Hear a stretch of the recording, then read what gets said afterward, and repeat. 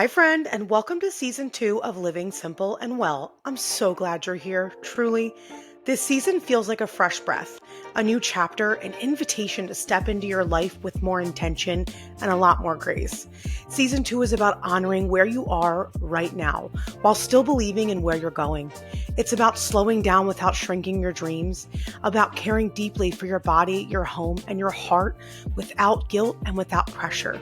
Here on Living Simple and Well, we talk about what it really looks like to live well in real life. Not perfectly, not polished, but honestly. This season, we'll explore gentle productivity that supports your nervous system instead of draining it.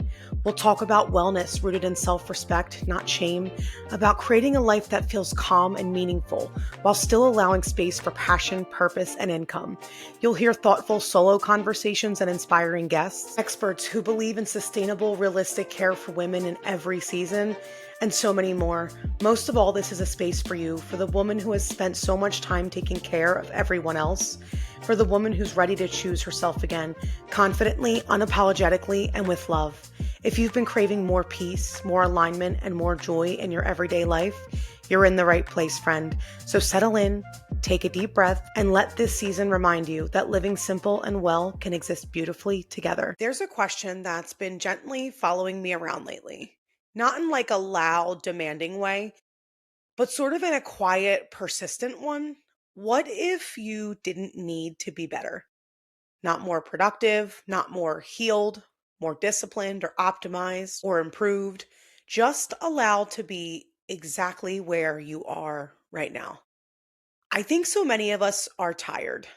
Not because life is inherently heavy, even though surely we go through those seasons, but because we're constantly treating ourselves like a project that needs fixing. I want to talk about today what it might look like to step off that metaphorical and literal treadmill and choose peace instead. Welcome back, friends. I am so happy you're here with me today. As always, showing up and tuning in is a form of self love. Giving yourself even this 15 to 20 minutes to listen and hopefully be inspired is pouring into your own cup and so necessary.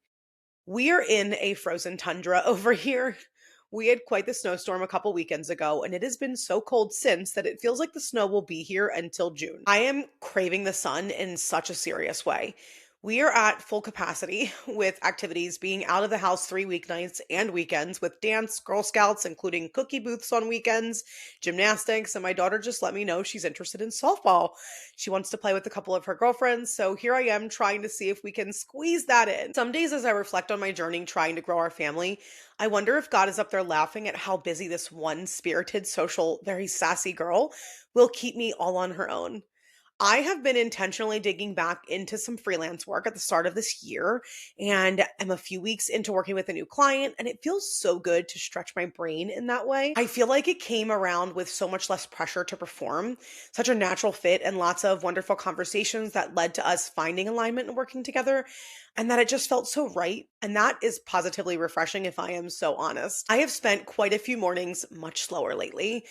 I have started a new strength training plan at home. Yes, friends, as much as I loved my very short stint in the gym, I ended up buying a set of adjustable weights, less space, more opportunities, because your girl just needs to not have to time or map out a gym schedule.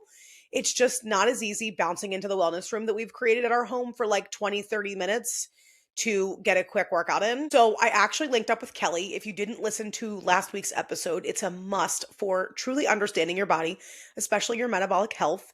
She is a wealth of knowledge, but she lovingly created a training plan for me that worked both into my days while also challenging me to help me meet my goals. And your girl was sore last week in the best way. So today I want to talk about something I have admittedly struggled with over the years, given that I have been working on myself for the better part of probably the last 10 years.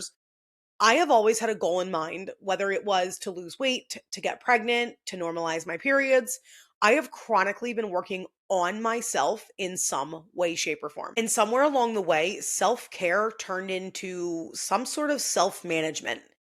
Morning routines, evening routines, wellness plans, habit stacking, nervous system regulation, all good things, all things I have advocated for and talked about here, and I still truly believe in until they become another checklist that we feel like we're failing at. There is this kind of quiet belief that I feel like so many women carry. If I could just get better at managing myself, I'd finally feel okay.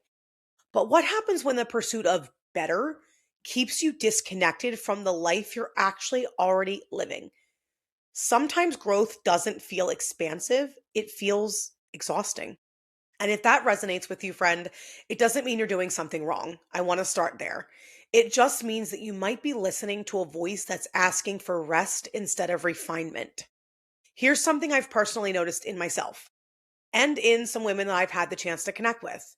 We are often trying to improve parts of ourselves we haven't actually listened to yet. We jump straight to fixing our energy, our mood, our habits without asking what those things are trying to tell us. Sometimes we don't need a new system. We just need permission to slow down. Sometimes this problem isn't that you're undisciplined, it's actually that you're overwhelmed. And when we're constantly reaching for the next tool or the next strategy, we quietly stop trusting our own intuition. We start outsourcing that intuition. Living well isn't about becoming someone brand new, it's about coming home to yourself. And that doesn't just show up emotionally, it shows up in our bodies too. There's another layer to this conversation that feels important to name. So many of us were taught to treat our bodies like machines, something to optimize, to regulate, to push into compliance. More energy, better sleep, higher performance. But your body isn't malfunctioning because it's tired. It's communicating with you. Fatigue, overwhelm, lack of motivation. These aren't personal failures, they're actually signals. And when we respond to those signals with curiosity instead of trying to correct them, something shifts. Instead of asking, how do I fix this? I want you to start asking, what is my body asking for right now? Living simple and well means listening, not overriding. I want to pause here for a moment, not to do anything, not to fix anything. I just want you to notice. What if nothing about you needs to change in order for you to be worthy of rest? What if the version of you listening right now is already doing the best she can with what she has? So many women feel like they're behind in some invisible race. But the truth is, you're not behind. You're in a season. And seasons don't respond well to pressure, they respond to presence. You're allowed to meet yourself right where you are without making that place a problem. Living simple and well doesn't mean abandoning care for yourself. When I created this very concept years ago, it started as a journey caring about the products I brought into our home as a new mom, foods and supplements we consumed, and it morphed into something bigger. Now it's even become a part of how I genuinely live my daily life. It's less about the food, the workouts, and the wellness trends I try, and more about living with intention. It means choosing practices that actually support me, not demand more from me.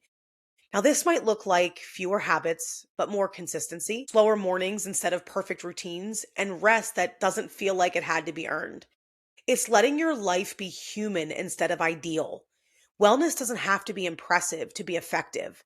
Sometimes the most nourishing choice is actually doing less and trusting that it's enough. This is where living simple and well starts to look different than what we're used to. There's a belief floating around that growth should always look like expansion, more, bigger, faster. But some of the healthiest seasons of life actually feel small. Fewer commitments, quieter days, less outward momentum. And that doesn't mean you're shrinking, it means you're tending. Just like a garden doesn't bloom year round, your life doesn't need to be in constant output to be meaningful. Sometimes choosing less is how you protect what matters most. And sometimes the most radical form of growth is staying put. If you're wondering what this could look like in your everyday life, I want to give you a few gentle shifts to consider. Instead of asking, how can I improve this? I want you to try asking, how can I support myself here? Notice one area where you're pushing and ask what would feel kinder. Let one habit go, not because you failed, but because you're listening. And remind yourself that ease is not laziness, rest is not quitting, and acceptance is not giving up. I want to leave you with this thought, friends. You are not a project, you are a person living a real life with real responsibilities, real emotions, and very real needs. Growth doesn't always look like doing more.